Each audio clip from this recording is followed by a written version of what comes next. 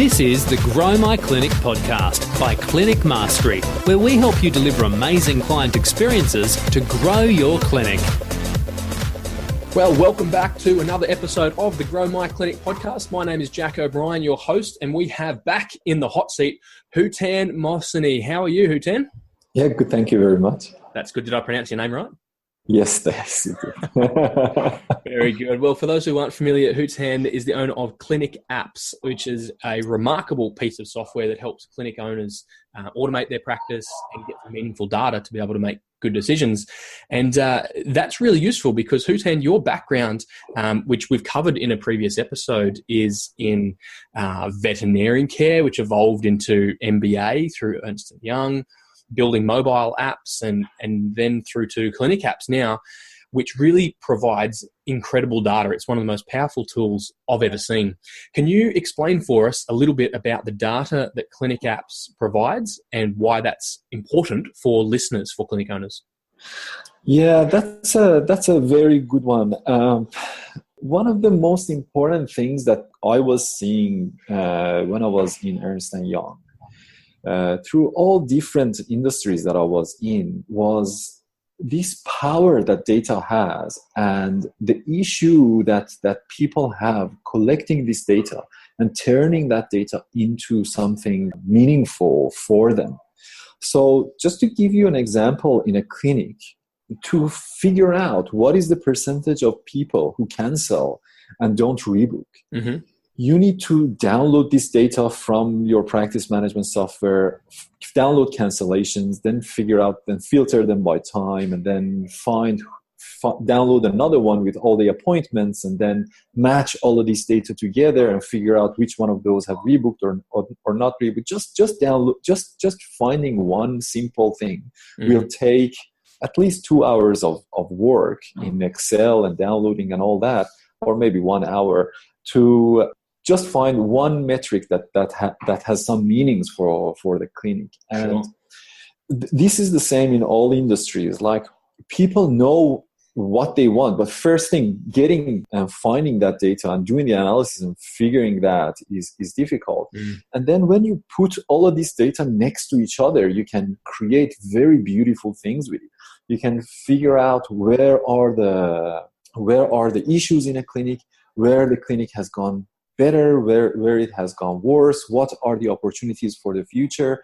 And some other things are like inside team meetings, many experiences can be shared during that team meeting. So for example, one thing that we talk about a lot is average patient revisits. Like, you see two different practitioners, they're doing exact same thing. Both of them are physiotherapists, their specialty is the same, they're working in the same clinic. One of them has more loyal patients than the other one. And this is a fantastic opportunity to, in a team meeting, have a chat between these two people and say, how are you doing this? And then that experience that can be shared, it would be fantastic. So basically, this is a culmination of all my experience in MBA, data analytics, Ernst & Young, and healthcare industry that has come into one dashboard that can help visualize important things that are going inside a clinic that can be acted on. It's funny, just to look back to something you said there at the start, it would only be a web developer, analytics geek like yourself who would say that data is beautiful. Maybe you and me both. It's something about well-represented data that is somewhat appealing. So I think you're right. You said it would take a long time for people to get this data. And the truth is, listeners to this podcast are health clinic owners, but first and foremost, we're health professionals. We're not data gurus like yourself. And so whether it's Clinico or NuCook, Core Plus, HealthKit, whatever the practice management software you're using, it sometimes is hard, to extract meaningful data. And so you've created a product that can do that. But it's not just having the data, it's being able to analyze it in a way that's meaningful to help you reflect on what's happened, but make decisions going forward. What are some of the key data points that you think health clinic owners should be reflecting upon? I think the very first thing that needs to be done is to just plot total number of patients and see how this total number of patients are moving. Is your clinic growing? Are number of patients growing or not? And then when you see that, you will see some fluctuations in that. So at some months, or you will see in the last 3 months overall, for example, the clinic is generating less money or having less number of patients per month. Then you can dig deeper and figure out why that is happening. Like, is it my retention that is having some issues? Am I not getting enough new patients? Mm-hmm. Am I getting a lot of cancellations? What is the reason behind that overarching thing? You can do the main thing with the revenue. So this much revenue we make this last year. Mm-hmm. Each month it was like that. And then when you look underneath that, you will see, okay, actually it has gone down because number of new patients have gone down, or sure, it has gone up because number of new patients have gone up, or we have got better retention, or it has gone down because we've got so many cancellations. So this is one key thing. Like, I think every clinic, because clinic owners, although they are healthcare professionals, they are running a business. Right. This business without data is like human without an eye or ear. Like, if you do not see what you are doing, you cannot make correct decisions. So that is the key for the overall thing. Yeah, absolutely. Getting data is one thing, but having it presented in a way that helps you make decisions is what's next level. And Clinic Apps now has this amazing dashboards, 2.0, if you will, that's been completely redone, which presents data in such a meaningful way that allows clinic owners to make decisions. And I think you touched on a point that's really important. We are business owners. We might be health professionals by qualification, but the truth is we are clinic owners now. And so as clinicians, as therapists, we tend to only make recommendations, diagnoses, treatments based on data, based on evidence, based on research. And so it's incumbent on us as business owners to approach business with the same philosophy. So it's knowing your key data points, what they mean, what's the underlying factors behind that, and then how we can make small incremental changes that really affect those data points. Can you explain to us how you interpret patient visit average or average patient revisits, and why that is such a critical number that you mentioned for clinics? Yeah, so there are many different factors going into average patient revisit. One key part is the treatment plan. Mm-hmm. So one patient might come and that patient does not need any revisit. So that should go into like a appointment type, or somehow that needs to be captured so that you can know that, okay, you don't want to create false appointments for people. Sure. It is that if patients are meant to come 7 times, are they coming 7 times or not? Sure. And when you review your overall all the services that a clinic is providing, and you know, okay, these are 12 services that we are providing. These 12 services, 7 of them need 5 visits, 2 of them need 4 visits, and then we give you the power to figure out how many patients are coming for each appointment. Wow. Time. So you can easily say, okay, for example, on average, 20% of my patients are coming with this issue, 50% are coming with this issue. So my average patient revisit should be somewhere around that. Sure. And then when you plot that in Clinic Apps dashboard, you will see that, okay, are you on the correct spot? Are you below that, or are you above that? And then you can dig even deeper. One thing which was very interesting when I was playing with this data was that we can see so when a clinic is providing something and 2 different clinicians are providing same services with same batch of patients, and one of them has lower average patient revisits, there is where you can dig deeper and figure out why. And one thing that was very interesting was that we could see the person who has lower average patient revisits has higher late cancellations and has higher DNAs. Right. Which is interesting. It clearly shows the patient didn't like really that practitioner and the service that was provided. So that's the reason that has increased DNA, that has increased cancellation. So it is a diagnostic tool like the other diagnostic tools that you guys are using, right? When you look at an X-ray or you do a test, or when you figure out what's the underlying issue in that particular region of the body, then you can figure out that, okay, this is the treatment for it. That's the way. And I think the beauty of Clinic Apps is that you provide all that data in beautifully presented dashboards. And now as clinic owners, we can not only make, like you say, diagnosis around the performance of our practitioners, but we can approach team development, personal development from a data-driven perspective. We can say to our clinicians, it appears according to the data that we need to help you work on your communication skills or your interpersonal skills to improve such and such data point. And you're right, things like non-attendance or late notice cancellations, patient visit average, they're such important numbers that we can now quantify something which we used to just go on gut feel.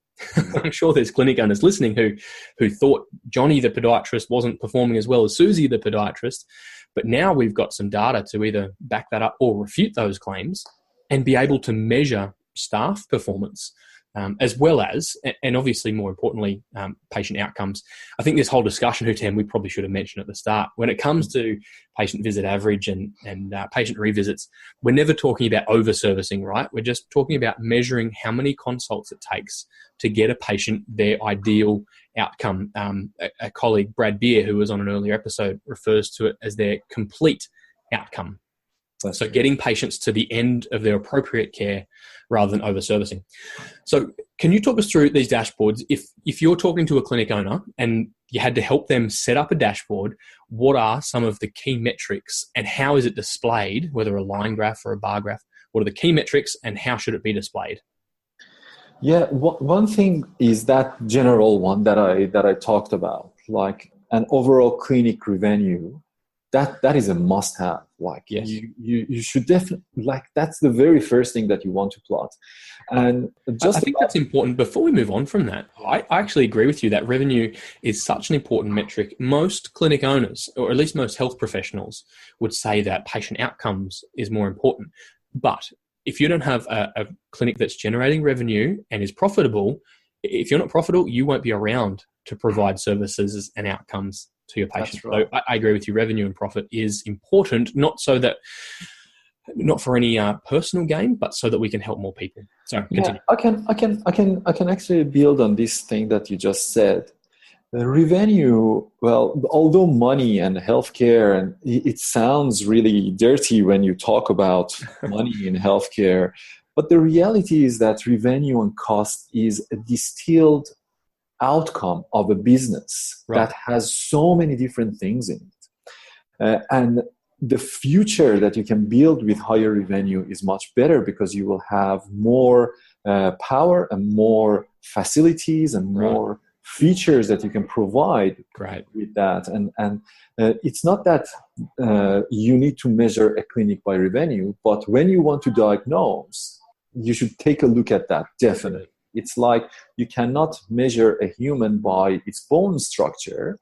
Humans are much more. Right. But if you're a physiotherapist and you don't know the bone structure of a person, then it doesn't fit very well. So it's and for example, we have right now some very large clinics that have created some educational material for each type of their patients. Mm-hmm. It costs a lot of money to create all these educational material, like 3 weeks worth of material for each type of patient that comes in. But because they are a very large clinic, they have the money to do that, and they can do all of that. So first thing that they need to do is look at that, and especially look at those parts that it has fallen or it is overall coming down or overall going up. When you see one part, for example, 1 month, everything has gone down, and chat with many clinic owners and they say, that was the month that I had a baby, or I had to go overseas, or I wanted to do this. Sure. And that's the point, that to have that in front of you and see that month that went down had, this amount of money implication on your clinic. So next time you probably can plan better for Sure. all of those. And then going deeper from that, finding all the reasons behind each one of those: overall decline, overall going up, what is happening there. And if you want to boost, if you make a decision to boost that, what are the metrics that you want to boost? Do you want to increase your new patients? Do you want to increase your retention? Do you want to increase your service? So do you want to provide more services so you can? So these are the decisions that can be made on back of that analysis that you're doing. So that's one part that overall you're seeing everything in overall the whole clinic, how the whole clinic is working. Then another one that you can do is by practitioner, so you can see how each practitioner is working, and help each practitioner to come to the level that you want, that standard that exists in each practice to work in that level. And on top of that, on top of dashboard, we are providing the patient satisfaction level that you can add that to the mix and figure out each practitioner.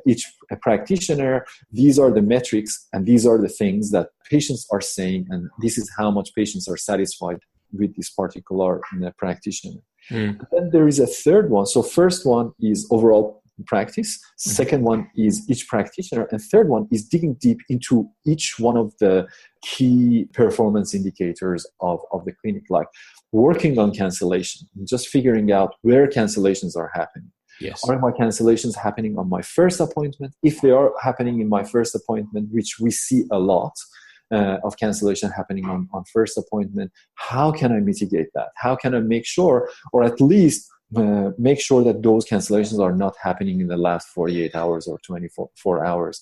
Or how can I qualify those patients that are coming for the first appointment? And right now, as you know, we have patient forms. That's a fantastic thing to automate, to go to the patients, especially when they're first appointment, so that they are qualified correctly. They have had some touch points with the clinic to bring down those cancellations. Same with DNA and other parts. So these are the three key ways that I see the dashboard can be used. Overall business, each practitioner, and each particular performance indicator or metric. And the filtering capacity of Clinic Apps is second to none. You can, for instance, if we're talking about DNAs, you can filter that according to practitioner, according to service type or date or location. They're just, it's incredibly powerful. And so those dashboards, then you can customize as much as you like. You can visualize it in a linear graph if lines make sense to you, or a speedometer as in a pie type chart. The customization is really, it is fascinating. And for context then, not only does Clinic Apps provide all this data, and this is a discussion for another day, but you give us then the tools to engage in patient relations to improve all this stuff with email, SNS, postal letters, forms, all sorts of things. For a bit of context, Hootan, if I can tell a story, in our clinic, we looked at some of these numbers and we noticed that like you said, our initial consult DNAs was far too high and our patient visit average was too low. And so there was a number of different factors that we implemented in our clinic and that we help other clinics through with Clinic Mastery. But primarily the solution was through Clinic Apps providing better communications prior to that initial consult through emails, SMS, and forms. And so what happened is our DNAs dropped, absolutely plummeted from 5% down to below 2%, and our patient visit average went through the roof. That's some quantitative data, but all to say, let's put it in human terms here.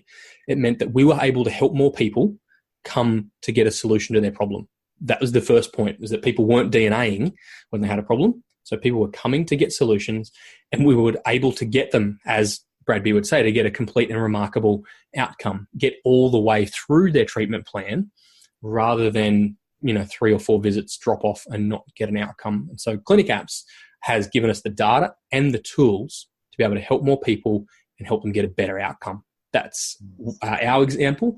That's been our experience. Would you say that's a common theme across your users? That's fantastic. First thing, it's great to hear that, and yes, definitely. And so I can give another example. That's some of the ways that people are doing that.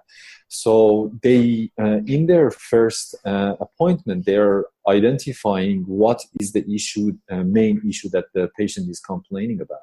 And they start educating the patient before they come to the first visit. So when they come to first visit, they already have a lot of knowledge, and that trust that has been gained just before the first visit does magic. It first thing provides better healthcare because patient is better educated. Correct. So the outcome would be better. The session would be more effective.